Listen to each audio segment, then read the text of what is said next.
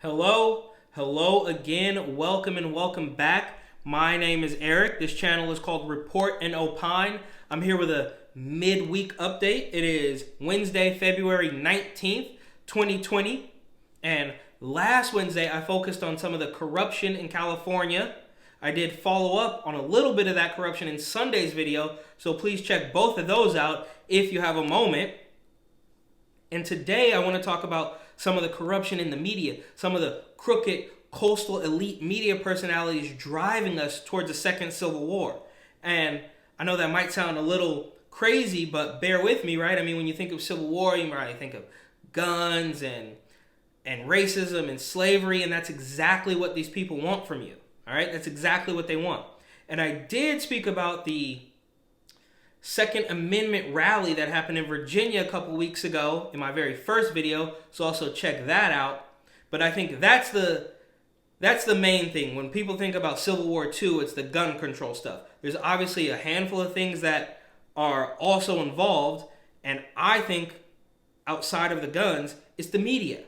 Now, outside of the media, we have social media and maybe cyber censorship and the cyber civil war, which is all wrapped up into this. We also have some, hard left advertising, Super Bowl stuff, and Subway ads, but that's also for another story. And the Hollywood elites, of course, a big piece of the puzzle as well. De Niro and Taylor Swift and T.I. and Charlemagne and all. I'll put those into Hollywood because they're not real hardcore news, air quote, media personalities. But, they all reside on the coast. So we have New York Times, CNN, LA Times, Washington Post, Huffington Post, Vice, Vox and Fox, of course, all of them on the coast. Everything in New York, except for the LA Times, obviously, still on the coast. And this is part of the problem, right? So these news personalities, they never will pop outside of the bubble and realize that between New York and LA, there's a whole bunch of other stuff going on. Now, I haven't spent really any time between New York and LA, but I'm not stupid, and I can realize that everything doesn't, revolve around a high-rise building or a palm tree in LA. So, first up, there's little Fredo, conflict of interest Cuomo, right? So this guy goes on television 5 nights a week at least. He gets boosted in the YouTube algorithm. But he is the little brother, Fredo, as it were, of the Democratic governor of New York. And nobody wants to talk about the conflict of interest. He also, just for fun, threatened to throw somebody down the stairs when they called him Fredo. He said that using the term fake news for a journalist is like the N-word for black people. He's so out of touch, it's insane. Then we've also got Angela Rye, who is famous for going on CNN and crying and saying that the MAGA hat is just like the new Klan hood, which of course it's not. She just wants you to be really angry at somebody else and perhaps attack them, whether or not their red hat says MAGA, right? That's how far they've come, is that just the sight of a red hat means you got to watch your back, right? Like, how do we get here? I see Bernie pins and Warren hats all around New York City, but if I were to put on a red hat, I'm in literal danger, right? How do we get here? The news people. Then we've also got Victor Blackwell, who I had never heard of until he cried on CNN because Trump said that Baltimore was rat infested, and Victor Blackwell thought that was completely racist. Of course, the clips of the mayor, the ex-mayor of Baltimore, who we now know is completely corrupt as well. But anyways, there's a clip of that mayor admitting and saying, you can smell the dead rats. I mentioned that in the last video too. Check them all out. But the point is, they're so far removed. Victor Blackwell calls it racist, not knowing that years prior, the black mayor of that city acknowledged the same infestation that Donald Trump was pointing out. Then we also got Don Lemon, who might be the worst. He might be the absolute worst out of all of them. It's tough to tell. They're so awful. But this one really triggers me because he chose to invoke Kanye West's late mother when he got news that Kanye was going to talk to Donald Trump at the Oval Office about prison reform and some other stuff with Kim. And he was so triggered that he said on air that he texted with one of Kanye's friends and Kanye's mom's friends, and Kanye's mom's friend said that she wouldn't be proud of this. What? Don Lemon, you're making this completely up. It's a mess, dude. You don't have to invoke Kanye's dead mother because you don't like Donald Trump. It makes no sense. It makes absolutely no sense. And for the record, he is kind of tangled up with a little bit of weird sexual assault charges that he caught also in Long Island. I don't know if it was the same bar. It seems like him and Fredo have been drinking up at the same spot in Long Island and doing wild things.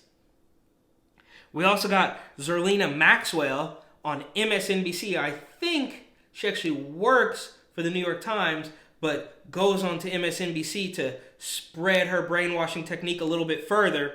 She said that Iowa voting is racist because 90% of the population in Iowa is white. It's like, what? If you're so concerned, maybe you should move there and make a change, Zerlina. What are you talking about? You're on there raging out trying to make sure that somebody is mad at somebody else, regardless of what the reality says.